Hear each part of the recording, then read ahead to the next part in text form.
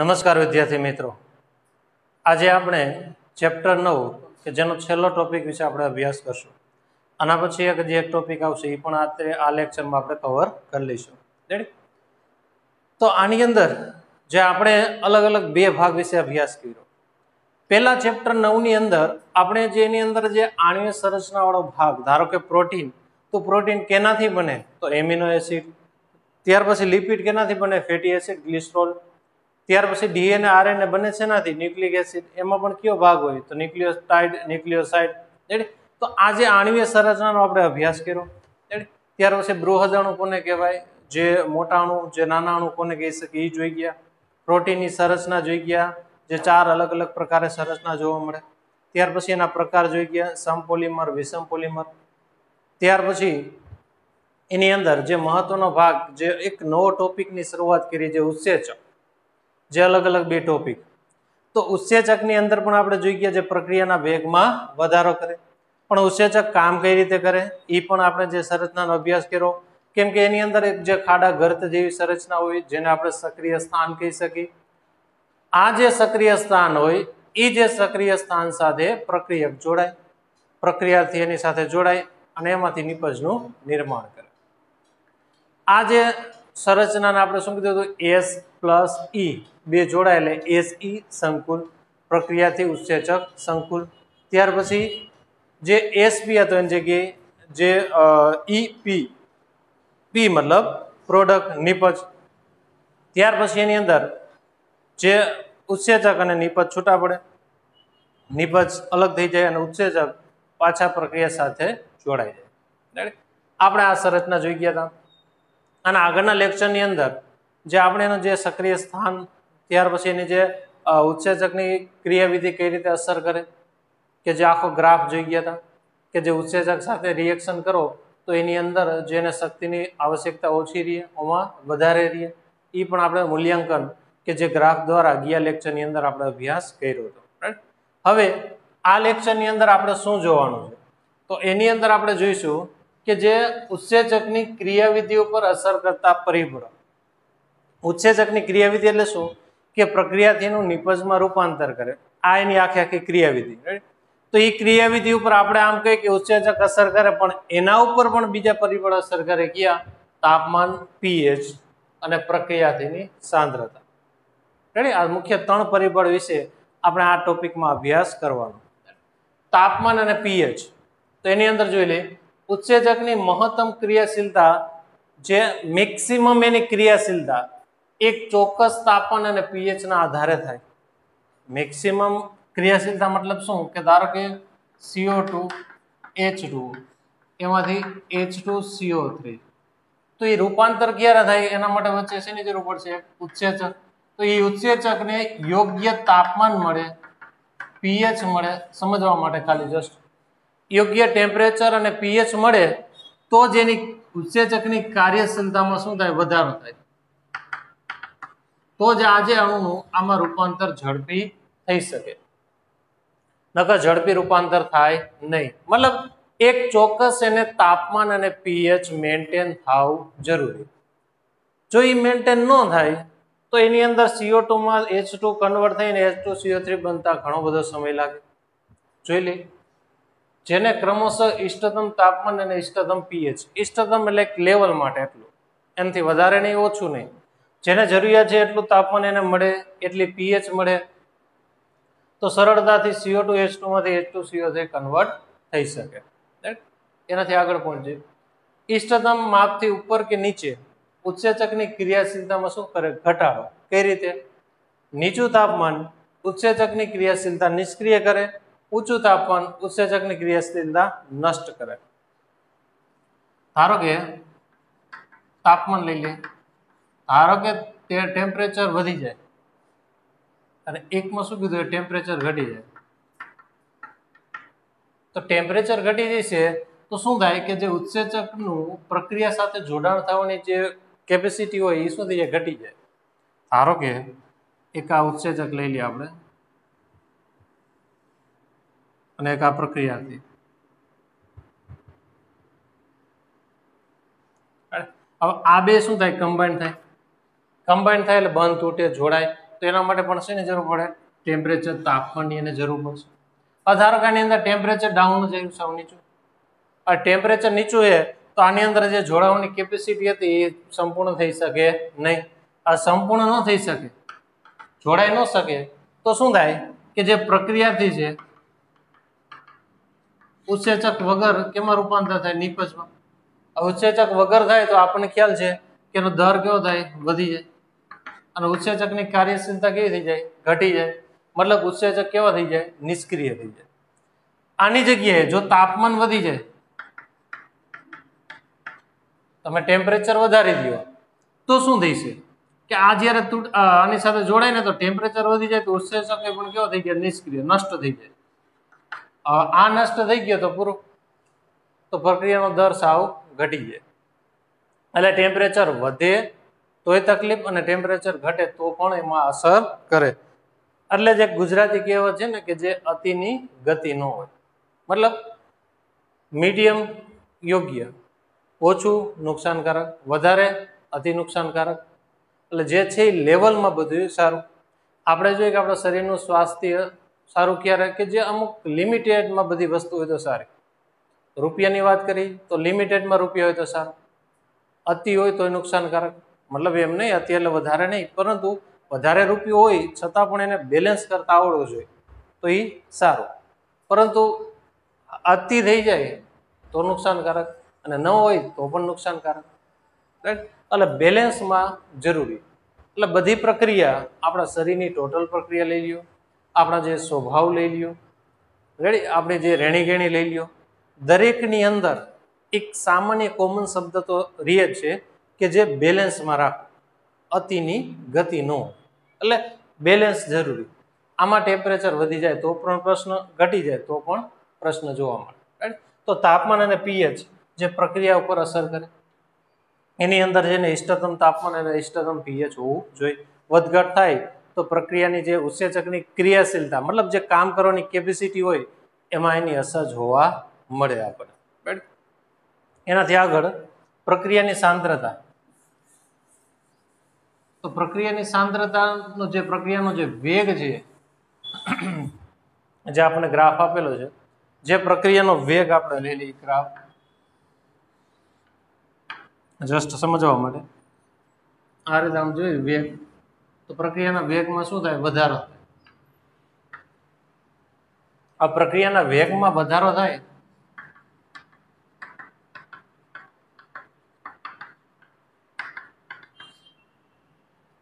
વી maximum. તો પ્રક્રિયાના વેગમાં વધારો થાય તો અમુક સુધી વધારો થાય, પછી વધારો થાય નહીં.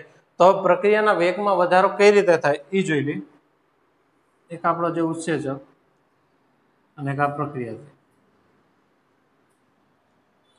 હવે ધારો કે આ 20 ઉત્સેચક લઈ આવો અને 40 પ્રક્રિયાથી લે પ્રક્રિયા. રેડી?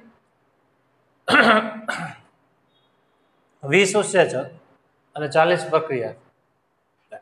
હવે શું થઈ છે કે શરૂઆતથી આપણે એક થી ગણી તો એક પ્રક્રિયાથી એક ઉત્સેચક સાથે જોડાય, પ્રક્રિયાના વેગમાં વધારો કરે, બીજો જોડાય, વધારો કરે. એમ એમ ધીમે ધીમે ધીમે ધીમે ધીમે ધીમે બધા જોડાતા જોડાતા ક્યાં સુધી પહોંચશે? 20 ઉત્સેચક સુધી. કારણ ઉત્સેચક કેટલા છે? 20. ત્યાં સુધી જોડાય છે. ધારો કે 20 ઉત્સેચક લઈ ગયા. હવે 20 પ્રક્રિયક જે ઉત્સેચક સાથે કમ્બાઈન થઈ ગયા, વૈધા કેટલા? 20. હવે પ્રક્રિયાના વેગમાં વધારો થાય નહીં. તો એ પ્રક્રિયા કેવી થઈ જાય? કોન્સ્ટન્ટ થઈ જાય. પૂરું. હવે આગળ એમાં જોવા મળે નહીં. એનું કારણ શું? કેમ કે એના વેગમાં વધારો કરવા માટે ઉત્સેચક હતા પણ એ લિમિટેડ માટે હતા. આટલા જ ઉત્સેચક છે તો એટલા જ પ્રક્રિયાથી એની સાથે જોડાય છે, અને અહીંયા સુધી જોડાય ત્યાં સુધી પ્રક્રિયાના વેગમાં વધારો થાય, પછી કોન્સ્ટન્ટ તરીકે રહી જાય. એમાં થોડોક માઇનોર વધઘટ જોવા મળે, ફેરફાર. કેમ કે એ પ્રક્રિયા મંદ પ્રક્રિયા થઈ જાય. રેડી? કેમ કે ઉત્સેચક વગર હવે આ રિએક્શન થાય 20 પ્રક્રિયાથી, તો એના માટેનો સમયગાળો વધારે. સમયગાળો વધારે તો એ પ્રક્રિયાના જે વધઘટ થવાનો સમયગાળો કેવો હોય? વધારે જોવા મળે. મતલબ શું કે પ્રક્રિયાનો વેગ છે ઉત્સેચકની સંખ્યા ઉપર આધાર રાખે. જેટલા છે એની સાથે જોડાય તો એમાં વધારો થઈ છે. હવે પૂરા થઈ ગયા ઉત્સેચક તો પ્રક્રિયા ઓટોમેટિક સ્ટેબલ થઈ ગઈ. રાઈટ. તો એક પેલો મુદ્દો આપણને આ સમજાવે કે જે પ્રક્રિયાની સાંદ્રતા ઉપર જે એની જે સંખ્યા ઉપર પણ એને અસર કરે. બીજું જોઈ કે કોઈ પણ ઉત્સેચકની ક્રિયાશીલતા XYZ, કોઈ પણ ઉત્સેચકની ક્રિયાશીલતા વિશિષ્ટ રસાયણોની કે જે વિશિષ્ટ રસાયણ કે જે ઉત્સેચક સાથે જોડાય છે તેની હાજરીમાં સંવેદનશીલ હોય. મતલબ શું કે ધારો કે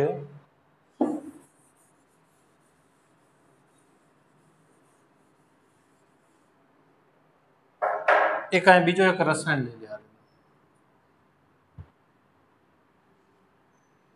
આ પ્રક્રિયા છે, આ એક રસાયણ, મતલબ આ બીજી જે સંરચના લઈ લો અને આપણો જે ઉત્સેચક અથવા તો રસાયણની જગ્યાએ તમે એક શબ્દ વાપરો અન્ય ઘટક.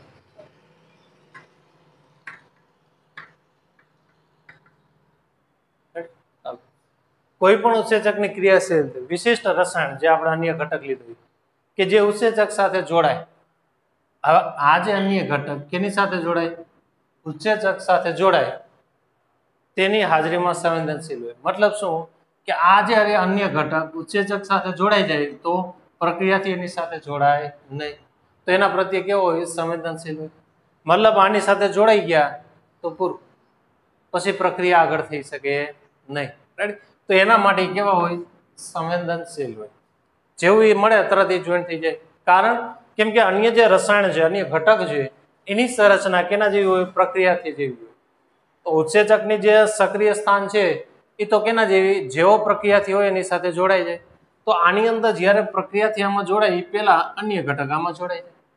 હવે કોઈ પણ બીજો ઘટક આમાં જોડાઈ જાય તો હવે આ પ્રક્રિયા છે એ આ અટકી જાય. મતલબ એ અન્ય ઘટક કે રસાયણ પ્રત્યે કેવો હોય? સંવેદનશીલ હોય. એનું કારણ શું કે એની સંરચના પ્રક્રિયાથી સાથે સંરચના સાથે સરખી જોવા મળે.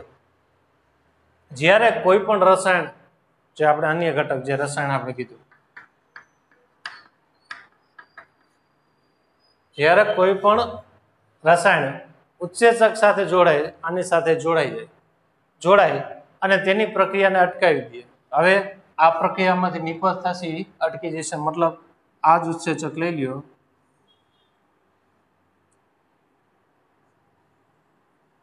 આ રીતે જોઈન્ટ થઈ ગયા તો શું થઈ ગયું? જે અન્ય રસાયણ ઉત્સેચક સાથે જોડાઈ ગયું, ઉત્સેચક સાથે જોડાય અને તેની પ્રક્રિયાને અટકાવી દે.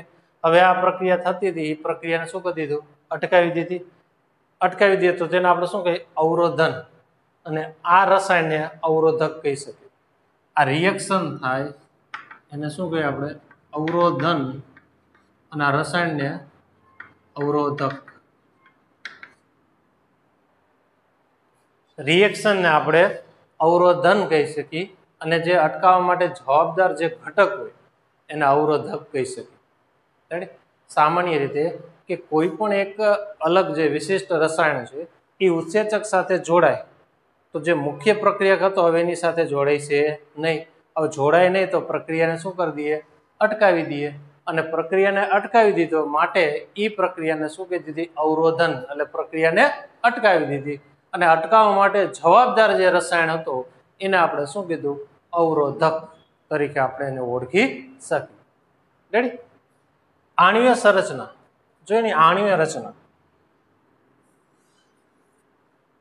એ કેને મળતી હોવી જોઈએ? પ્રક્રિયાથી સાથે સમાન ધરાવે છે. બેની સંરચના કેવી હોય? સરખી, સમાન ધરાવે. અને ઉત્સેચકની ક્રિયાશીલતાને અવરોધે. આની સાથે જોડાઈ જાય તો ઉત્સેચક હવે પ્રક્રિયા સાથે જોડાઈ શકશે નહીં. તો ઉત્સેચકની ક્રિયાશીલતા શું થઈ ગઈ? અટકી ગઈ. ક્રિયાશીલતાને અવરોધે તો તેને પ્રતિસ્પર્ધી એટલે હરીફ અવરોધક કહી શકે. કારણ કેમ કે આ જે પ્રક્રિયાથીનો કેવો હોય? હરીફ કહી શકે.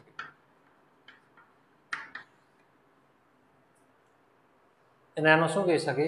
હરીફ કહી શકે. હરીફ એટલે શું કે બે સંરચના સરખી. ધારો કે આપણે લઈ લઈએ કે કોઈ પણ બિઝનેસ કરતા હોય તો ધારો કે ટાઇલ્સનો બિઝનેસ લઈ લે, અત્યારે જે વધારે પ્રમાણમાં જોવા મળે તો ટાઇલ્સનો બિઝનેસ કરતા હોય તો જે ટાઇલ્સનું ટ્રેડિંગ કરતા હોય તો બે બાજુ બાજુમાં દુકાન હોય તો બે જે શોપ બાજુ બાજુમાં હોય તો બે એકબીજાના કેવા થઈ ગયા હરીફ. કારણ કેમ કે બેની સંરચના સરખી. કઈ રીતે? ટાઇલ્સનો વેપાર કરે, આ પણ ટાઇલ્સનો વેપાર કરે, તો બેની સંરચના સરખી થઈ ગઈ, બેના જે ફંડામેન્ટ સરખા થઈ ગયા, બેના જે ક્લાયન્ટ જોઈએ તો સરખા થઈ ગયા, બેની જે મેથડ જે વેચવાની મેથડ આમ કહી શકીએ તો એ પણ અમુક અંશે સમાન કહી શકીએ, તો એકબીજાના હરીફ થઈ ગયા. એની જગ્યાએ આપણે લઈ લઈએ એક ટાઇલ્સની શોપ અને બાજુમાં હાર્ડવેરની શોપ, તો બે અલગ અલગ દિશામાં થઈ ગયા. અથવા તો એક ટાઇલ્સની શોપ બાજુમાં મેડિકલ, ટાઇલ્સની શોપ બાજુમાં મેડિકલ, તો બેની જે સંરચના સાવ અલગ અલગ, બેના ફંડામેન્ટલ અલગ અલગ, બેની થિયરી અલગ અલગ. કારણ કેમ કે મેડિકલ વાળા છે અહીંયા લેવા આવશે, ટાઇલ્સ આને વેચવી જોઈએ છે ટ્રેડિંગ કરવા માટે, તો બેની જે રિએક્શન પદ્ધતિ જોઈએ તો અલગ અલગ, તો બે એકબીજાના હરીફ ક્યારે થઈ શકે નહીં. હરીફ ક્યારે થાય કે બેની સંરચના, આણ્વિક સંરચના બેને સરખી મળતી હોય, બેને સમાન જ્યારે સંરચના થતી હોય ત્યારે એકબીજાના કેવા થાય? હરીફ થઈ શકે. રેડી? તો આ શું થઈ ગયું? પ્રતિસ્પર્ધા. કેમ કે આ બે સ્પર્ધા રાખશે, કોણ પેલા જોઈન્ટ થઈ જાય. જો રસાયણ અન્ય ઘટક જે રસાયણ જે વિશિષ્ટ આની સાથે જોડાઈ જાય તો પ્રક્રિયા અટકી જાય. હવે આની સાથે પ્રક્રિયા જોડાઈ જાય તો પ્રક્રિયા થશે. રેડી? તો એકબીજાના કેવા થઈ ગયા? હરીફ થઈ ગયા, જેને શું કહે? પ્રતિસ્પર્ધા, હરીફ તરીકે ઓળખી શકે. અને આવી બધી રિએક્શનનો ઉપયોગ ક્યાં થાય? બેક્ટેરિયલ રોગકારકના નિયંત્રણ માટે આપણે કરી શકીએ. જો બેક્ટેરિયલ રોગ થાય એની જગ્યાએ બીજો ઘટક એમાં દાખલ કરી દો, જેથી શું થાય? એ ભાગ એની અંદર અસર થાય નહીં.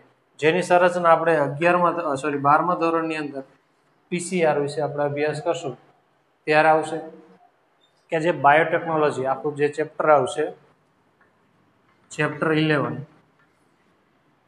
બાયોટેકનોલોજી સિદ્ધાંત અને પ્રયોજનો. એ ચેપ્ટરની અંદર આપણે આની જે સંરચનાનો ઉપયોગ કરશું કે જે કેન્સરના નિદાન માટે પણ થઈ શકે, વનસ્પતિમાં જે ટ્યુમર છે એના નિવારણ માટે પણ આ પ્રકારની પદ્ધતિનો ઉપયોગ કરવામાં આવે. તો એ આપણે ત્યારે એ લેવલે 12મા ધોરણની અંદર 11મા ચેપ્ટરની અંદર અભ્યાસ કરશું. અત્યારે ખાલી આટલું ફરીથી એકવાર જોઈ લઈએ આપણે, જેથી આપણને ખ્યાલ આવે. ઉત્સેચકની ક્રિયાવિધિ ઉપર અસર કરતા પરિબળો તો મુખ્ય તાપમાન અને પીએચ. કેમ કે ઉત્સેચકની મહત્તમ ક્રિયાશીલતા એક ચોક્કસ તાપમાન અને પીએચ માટે સક્રિય થઈ શકે. તો એવા જે તાપમાન અને પીએચ છે કે જે તાપમાન અને પીએચ છે ઉત્સેચક ક્રિયાશીલ થઈ શકે, એવું તાપમાન અને પીએચ ને કેવું કહેવાય? ઇષ્ટતમ તાપમાન અને પીએચ. હવે એનાથી જો વધી જાય, ઘટી જાય તો પણ અસર કરે. જો વધી જાય તો ઉત્સેચક નિષ્ક્રિય થઈ જાય અને ઘટી જાય તો ઉત્સેચક નષ્ટ થઈ જાય. રેડી? કેમ કે ગરમીથી પ્રોટીનનું વિનૈસર્ગીકરણ થઈ શકે, કારણ ગરમીમાં ટેમ્પરેચર વધારે હોય એટલે પ્રોટીનનું વિનૈસર્ગીકરણ. વિનૈસર્ગીકરણ એટલે શું? કે છૂટા પડવા. ધારા આ રીતના એમિનો એસિડ જોડાયેલા હોય, વિનૈસર્ગીકરણ થાય એટલે એમિનો એસિડ અહીંયાથી શું થાય? છૂટા પડે, એટલે એને શું કહે? વિનૈસર્ગીકરણની પ્રક્રિયા કહી શકે. ત્યાર પછી પ્રક્રિયાની સાંદ્રતા. તો કોઈ પણ ઉત્સેચકની ક્રિયાશીલતા વિશિષ્ટ રસાયણો કે જે આપણે વાત કરી, વિશિષ્ટ રસાયણો કે જે ઉત્સેચક સાથે જોડાય છે તેની હાજરીમાં સંવેદનશીલ હોય. આની સાથે જોડાય એની હાજરીમાં કેવો હોય? સંવેદનશીલ હોય. કઈ રીતે?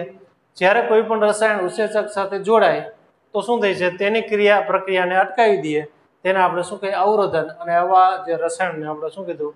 અવરોધક કહી શકીએ. અને આ એકબીજાના કેવા કહી શકીએ? આપણે હરીફ તરીકે કહી શકીએ. રેડી?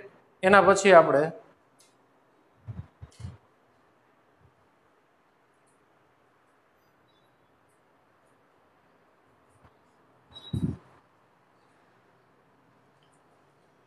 ઉત્સેચકનું નામકરણ અને ક્રિયાવિધિ. આના પહેલા આપણે જે જોઈ ગયા કે જે ઉત્સેચક ઉપર અસર કરતા જે પરિબળો, હવે એનું જે નામકરણ અને ક્રિયાવિધિ, આમાં આટલું બધું ડીપમાં નહીં જાય કેમ કે કેમિસ્ટ્રીમાં તમારે આ બધું આવશે જ. રેડી? એટલે આની અંદર જે પોઈન્ટ આપેલા છે થોડા આપણે શીખી લઈએ. ઉત્સેચકનું નામકરણ અને એનું વર્ગીકરણ. જે ઉત્સેચકનું નામકરણ, જે કઈ પ્રકારની રિએક્શન થાય છે એના ઉપર એનું જે નામકરણ જોવા મળે. રેડી? એટલે પાછળ જે એજ, લાઇગેસ, એમાઇલેસ, ત્યાર પછી એની અંદર જે પ્રક્રિયાનું જે નામ છે એ કઈ પ્રકારની રિએક્શન થાય છે એના ઉપર એનું જે નામકરણ જોવા મળે. રેડી? તો અલગ અલગ જે નામકરણ આપણને આપી દીધા.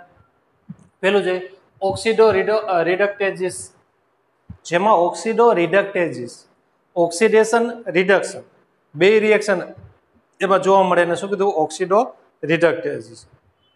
હવે એની અંદર જે ઓક્સિડેશન ઓક્સિજન ઉમેરાય, રિડક્શન ઓક્સિજન દૂર થાય અથવા તો હાઇડ્રોજન ઉમેરાય. રેડી? તો આને આપણે શું કહીએ ઓક્સિડેશન રિડક્શન. ઓક્સિડાઇઝેશન મતલબ આમાં ઓક્સિજન હાજર, આમાં H2 હાજર, રિડ્યુસ અથવા તો O2 દૂર, જે કહી શકો. રેડી? તો આ જે S ડેશ જે નામ આપેલું ઉત્સેચકો જે બે પ્રક્રિયકો S અને S ડેશ વચ્ચે ઓક્સિડો રિડક્શન ને ઉત્પ્રેરિત કરે, એની અંદર ઓક્સિડેશન અને રિડક્શન ને ઉત્પ્રેરિત કરે એ બધા જે ઉત્સેચકોને ઓક્સિડો રિડક્ટેજીસ તરીકે આપણે ઓળખી શકીએ. મતલબ શું? ધારો કે આ જે S રિડ્યુસ છે તો આની અંદર ઓક્સિજન ઉમેરાય તો આ S રિડ્યુસમાંથી S કેવો બની ગયો ઓક્સિડાઇઝ, મતલબ ઓક્સિજન એમાં ઉમેરાય. હવે આ જે પ્રક્રિયક છે કે જેની અંદર ઓક્સિડાઇઝેસ છે મતલબ ઓક્સિજન હાજર જ છે, એમાંથી ઓક્સિજન દૂર થાય મતલબ આ કેવો બની જાય રિડ્યુસ થઈ જાય. તો એક ઓક્સિડેશન થઈ અને એક રિડક્શન રિએક્શન.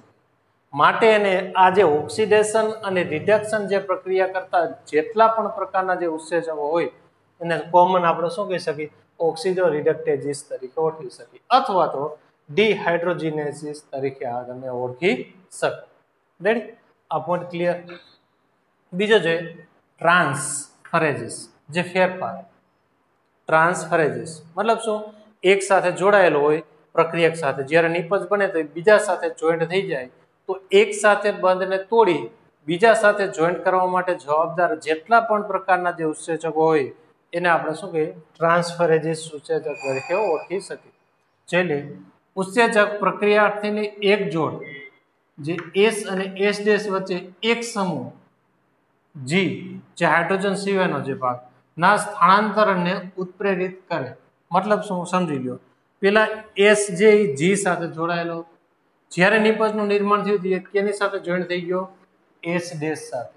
મતલબ આ એક જે સ્થાન હતું એ ફેર થઈ અને બીજા જે સ્થાનમાં રૂપાંતર થયું. એક સ્થાન સાથે જોડાયેલો હતો એક પ્રક્રિયક સાથે, એ બીજા પ્રક્રિયક સાથે જોઈન્ટ થઈ ગયો તો એની જે સ્થાનમાં શું થઈ ગયો ફેરફાર. તો જે સ્થાનમાં ફેરફાર થાય જેનો સ્થાનાંતર અથવા તો ટ્રાન્સફરેજીસ જે ફેરફાર થાય એ પ્રકારના ઉત્સેચકને ટ્રાન્સફરેજીસ ઉત્સેચક આપણે કહી શકીએ. હાઇડ્રોલેજીસ જોઈ લે. ઉત્સેચક જે ક્યાં બંધ હોય એસ્ટર જો ઇથર, ત્યાર પછી પેપ્ટાઇડ જે આપણે જોઈ ગયા પ્રોટીનની અંદર, ગ્લાયકોસિડિક એ પણ જોઈ ગયા, કાર્બન કાર્બન વચ્ચે જે બંધ, કાર્બન હેલાઇડ વચ્ચે જે બંધ અથવા તો PN ફોસ્ફરસ જે નાઇટ્રોજન બંધનું જલ વિભાજન થાય હાઇડ્રોલિસિસ મતલબ પાણીનો અણુ દૂર થાવ, H2O દૂર થાવ. આમાં પણ જોઈ ગયા, આમાં પણ જોઈ ગયા.